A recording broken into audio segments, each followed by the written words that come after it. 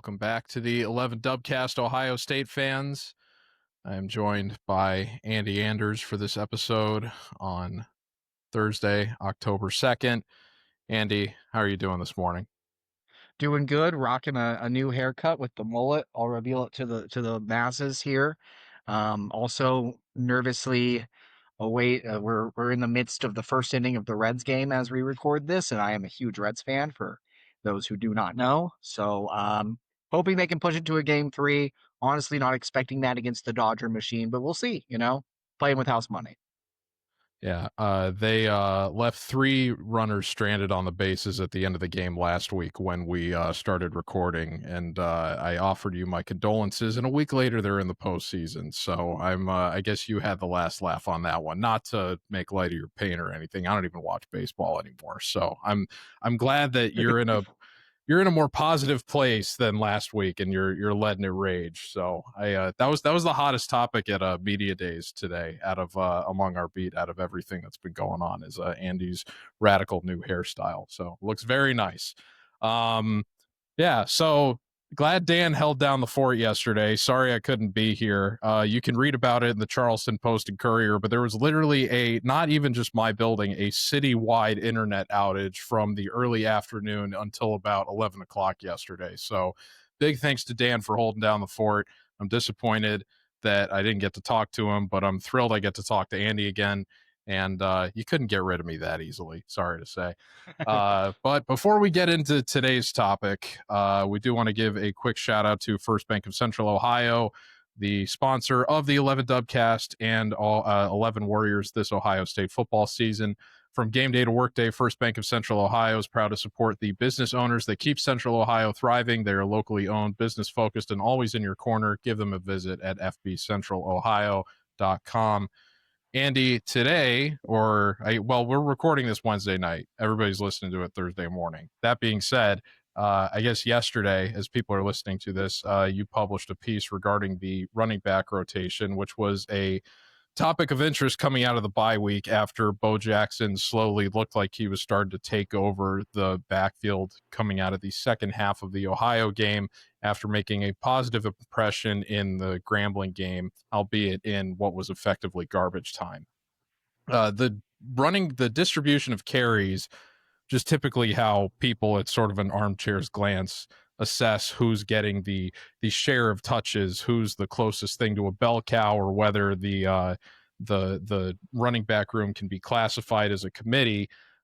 Usually it was pretty even in the Ohio game. I think all three of the running backs had around 8 or 9 carries apiece, so it was pretty even. And then coming out of the bye week, it was going to be interesting to see who kind of vaulted ahead of each other, if anybody, or if it was going to be pretty even distribution again. What we got was kind of interesting. We heard some rumblings that the starter was going to be Bo Jackson. The guy that actually got the first touches was CJ Donaldson again. But by the end of the game, Bo Jackson had 17 carries, which was nearly twice as much as the next man, which was Donaldson, who finished with 9. And James Peoples had only 3, which was actually less rushing attempts than Julian Sayin had in the game, although obviously they count sacks as negative rushing attempts in the college game, so not technically the case, but still, when you take a quick glance at the box score and you see Julian Sayin getting more rushing touches than James Peoples, that might cause you to turn your head a little bit at a first glance. That being said, it seems like it's pretty firmly between Bo Jackson and CJ Donaldson at the moment, that Bo Jackson has taken firm control of the backfield. I do think James Peoples, and this is something that you've been harping on ever since going back to the Texas game, Peoples is extremely good in pass protection, so he is going to have a role, I think, on the passing downs going forward. That being said, I don't know if he's necessarily the most effective pass catcher out of this backfield. Certainly not compared to Donaldson and possibly even Jackson based on what he's shown in the early going. So why don't you talk a little bit about what you wrote about in your piece that you published yesterday relative to a lot of what I just kind of laid out there? Do you think this is firmly Bo Jackson's backfield going forward? Do you see it being kind of more of a two-person committee, or do you think they'll just kind of assess things on a game-by-game and a situation-by-situation basis? I'm sure some of it will be game by game and matchup based, but yeah, I'd expect going forward it to look something similar to what we saw against Washington. And I go back to Travion Henderson, his breakout freshman season in 2021. This was around the same time they started feeding him the lion's share of the carries, really fermenting him as that first guy.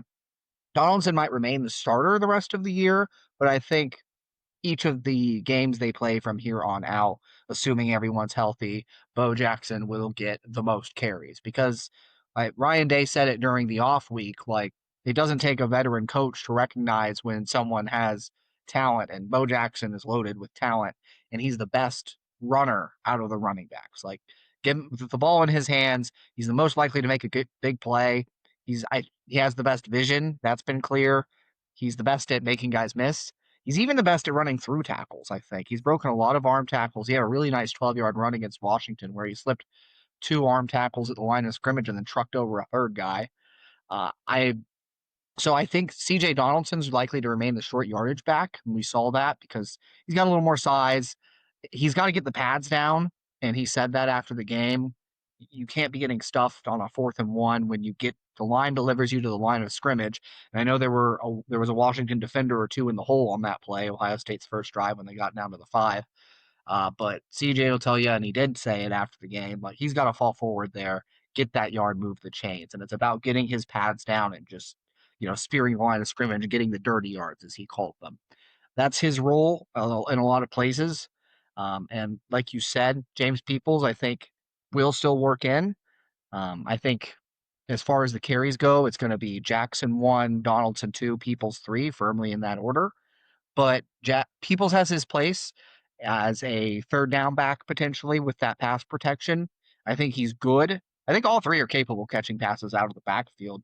I wouldn't be surprised if Bo Jackson ends up proving the best receiver out of the three either, though, because like we've seen it a couple times, him catching and running afterward. But Day said it on Tuesday that he thought Bo was going to be a receiver for a brief time in high school when they first started recruiting him, ended up sizing up and becoming a clear running back. But he's a great route runner, and he lined up in the slot on a couple of plays against Washington, which was interesting to see him there. And they did some two-back stuff even for a play or two where Donaldson was in the backfield and Jackson was lined up in the slot. You can do a lot of things with motion. They did some of that stuff last year with Travion and Quinshawn too, both backs on the field, one of them lined up at receiver and then maybe motion into the backfield to do a true two backs in the backfield look. So yeah, I think now they're not going to be hard to find roles. It's more of a Day has been big on, and not just with the running backs, but with the tight ends, with the receivers, with this really his answer came in response to if they would ever recruit a fullback.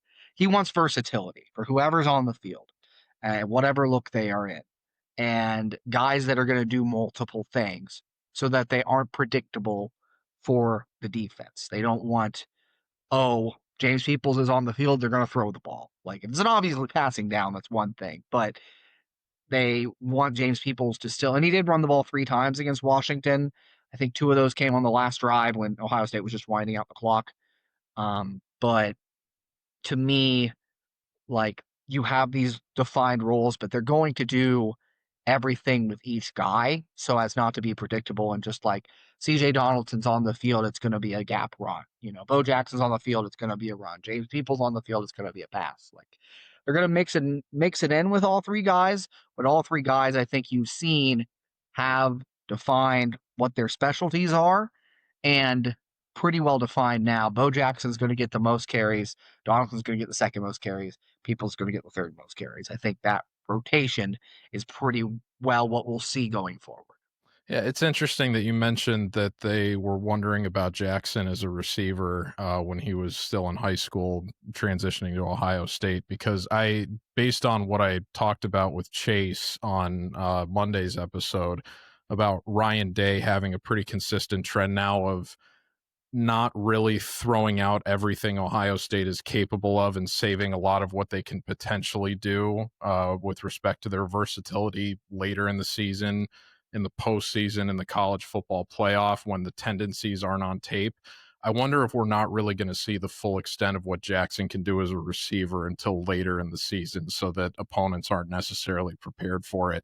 I think one of the reasons that the screen pass that Ohio State ran against Texas that proved to be one of the pivotal plays of the game in the college football playoff worked so well wasn't just because they recognized that Texas was going to be playing really far deep and they were going to have an opportunity to throw the ball underneath, that there were going to be plenty of room for the blockers to kind of set up as a convoy and go out.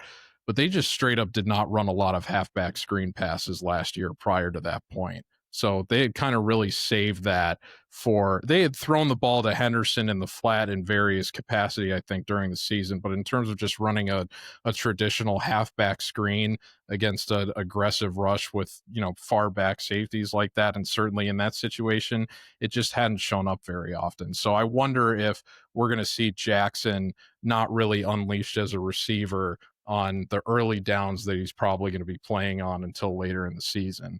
But one other area I want to kind of pick your brain about is that, to the other point that you made about Donaldson in short yardage situations, I think one of the turning points for when it was becoming apparent that they were going to need to try to get somebody else involved was in that Ohio game, when they were trying to put the ball in on the goal line.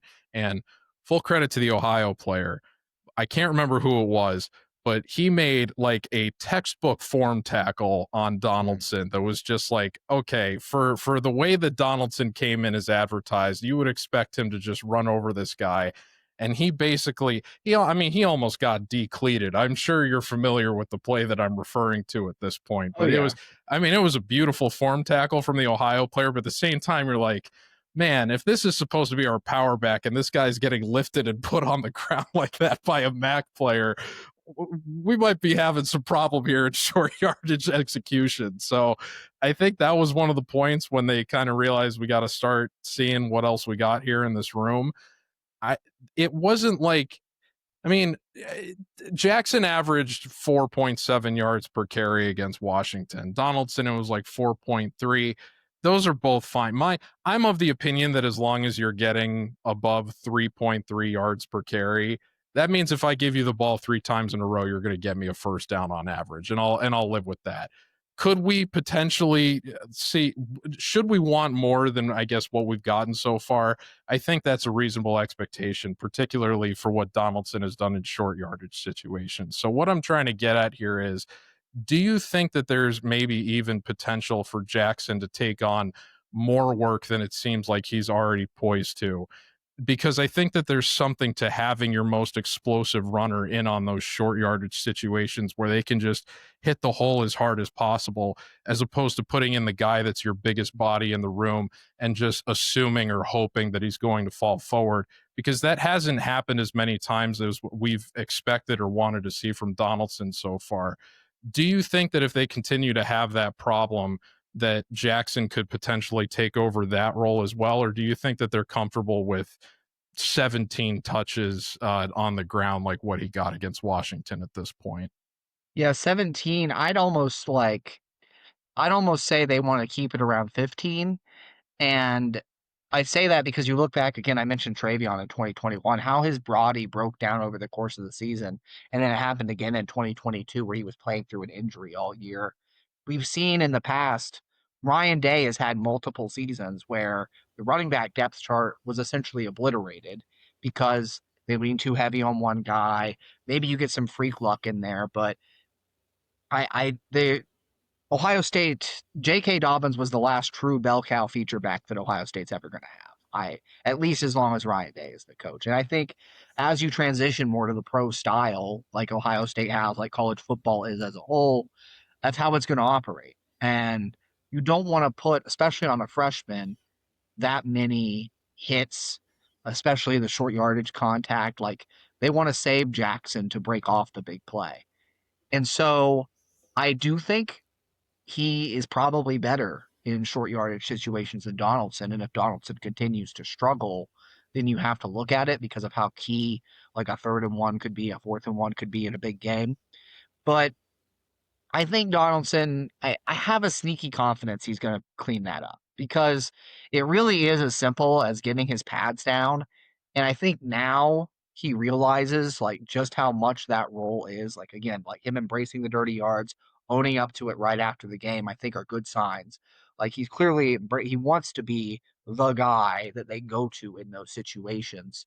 So he's with that size and he's got like a decent enough burst as long as he learns to get the pads down and run through that, then it's as simple as that to me. Like, because the line is doing a good job on a lot of these plays. I've really enjoyed, particularly the left side of this offensive line with Luke Montgomery, with Austin Sierreveld, who hasn't allowed a single pressure despite being a first time starter at left tackle through 4 games. I know that's pass pro. We're talking about the running game, but still crazy. Carson Hinsman's been fantastic.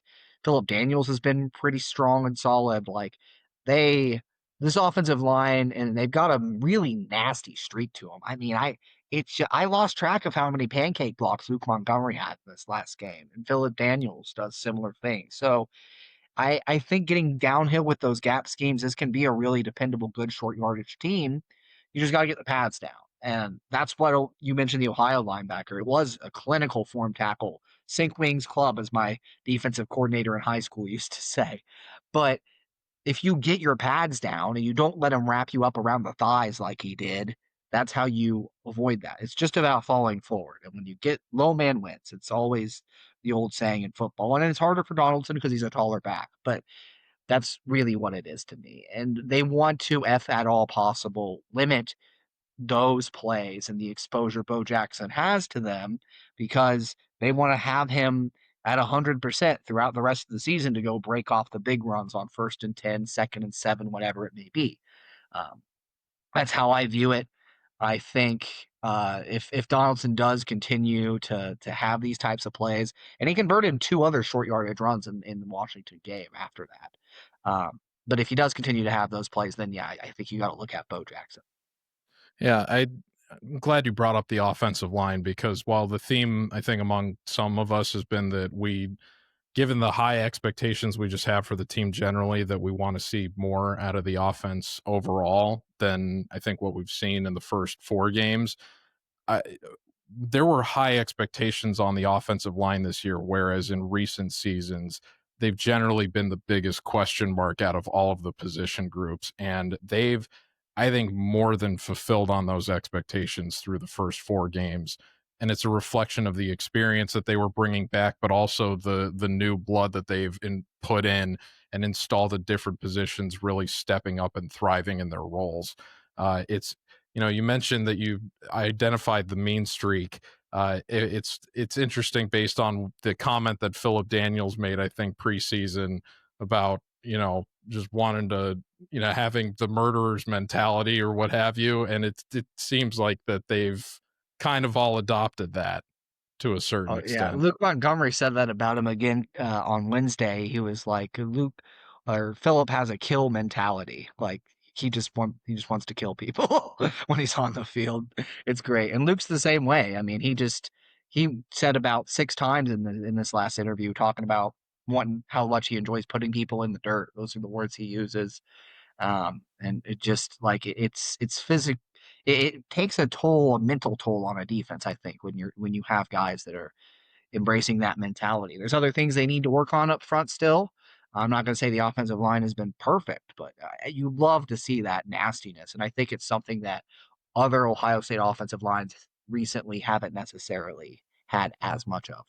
And it's a luxury for a team that's trying to figure out what it wants its running back rotation to look like when you have an offensive line that has already established itself with that presence, that there will be time and a wiggle room in order to figure out and make mistakes and kind of tinker with what is going to yield the best results when the most important moments for Ohio State come later this season. So big credit to the offensive line for, kind of being the consistent presence this team needs as it kind of more leans on its defense right now, and then lets the offense figure things out in the early going of games before kind of surging in the second half.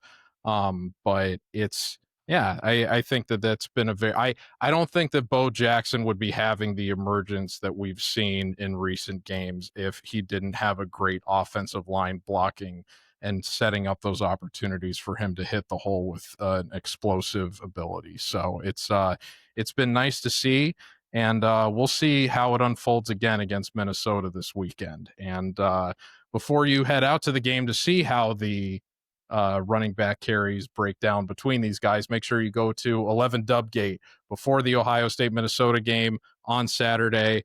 It will start at 3 o'clock, I believe. And tomorrow we're going to have Chris Lauderback on here tomorrow. The man generally recognized as second in charge around here at 11 Warriors, to help talk about Dubgate and preview the Minnesota game ahead of Saturday. So you'll have that to look forward to on tomorrow's episode. Until then, Andy, thank you very much for joining me tonight. And thank you for tuning into the 11 Dubcast. Again, we will be back Friday morning with Chris Lauderback. Thank you to First Bank of Central Ohio for sponsoring the program. And be sure to like, share, and subscribe to the YouTube channel if you haven't already for more Ohio State football, basketball, and athletics content. Take care, folks.